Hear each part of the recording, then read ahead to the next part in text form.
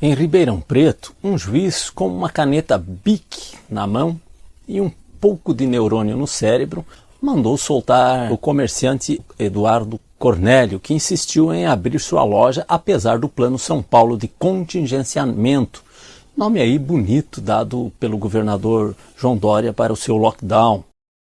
E eu sempre que vejo as cenas como as que se tornaram comuns em nossos dias nesse último ano, como policiais prendendo pessoas em praia, prendendo mulheres em defesa em praça pública, trabalhadores sendo desrespeitados pela força policial dentro dos seus próprios estabelecimentos de trabalho, famílias em suas próprias casas sendo abordadas por policiais por estarem orando, por exemplo, como aconteceu aqui em Santa Catarina no início da pandemia. Sempre que eu vejo essas cenas, parece que estou vendo um filme de ficção, ou pior, teoria da conspiração. Mas infelizmente não é ficção e nem teoria da conspiração.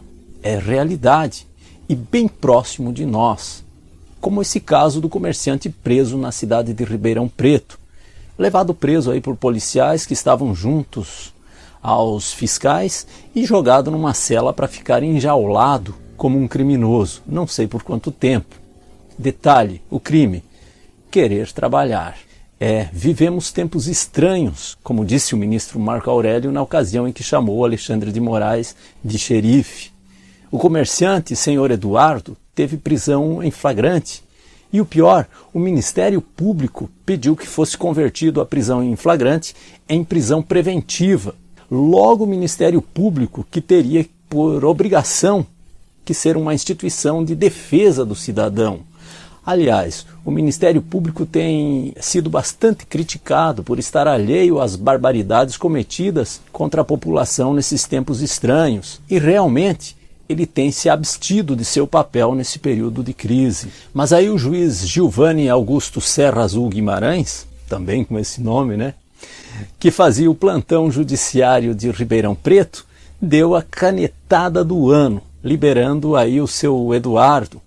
Segundo o juiz, a prisão foi manifestadamente ilegal, segundo o artigo 5º da Constituição. E do que trata a Constituição no artigo 5º? Trata justamente de algo que vem sendo aventado aí nas manifestações como esta que aconteceu no último domingo, de que os direitos fundamentais, como o de ir e vir, só podem ser cerceados pelo presidente da República quando de um estado de sítio ou defesa. Mas para isso, o próprio presidente deverá consultar inclusive o legislativo. E não é o caso.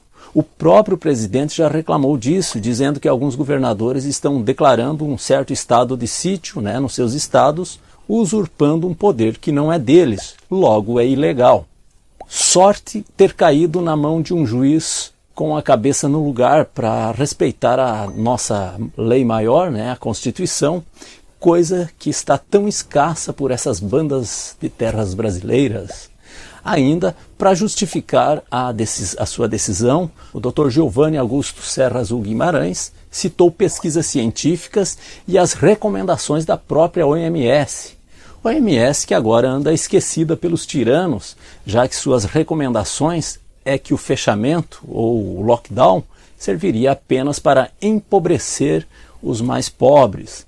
Com essa sentença, o juiz de Ribeirão Preto acaba de dar um encorajamento extra para algum outro juiz em algum outro recanto desta nação que também queira agir conforme a legitimidade da Constituição brasileira, já que isso anda meio escasso nesses tempos estranhos.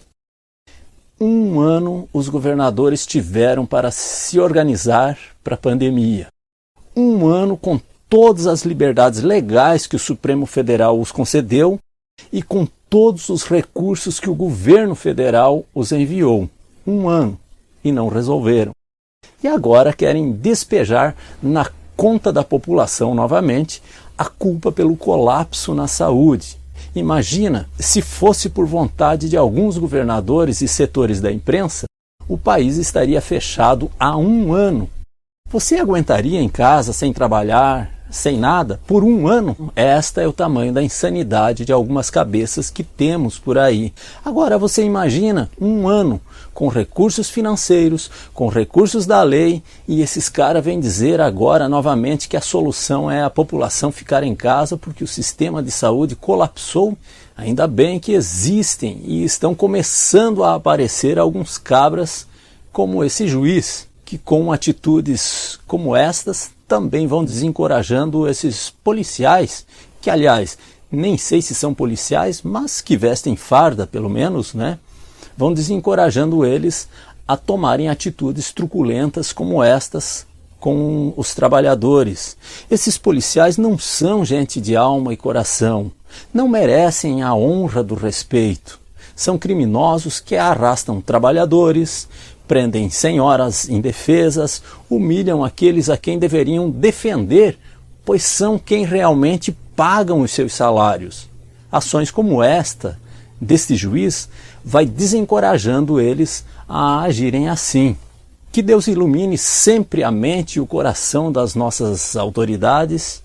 Precisamos respeito e dignidades aos trabalhadores honestos que levam para os seus filhos e suas famílias o pão do seu suor. Eu sou Martos Silveira e quero saber a sua opinião sobre a atitude deste juiz. Comente aqui embaixo. Um grande abraço e até o próximo.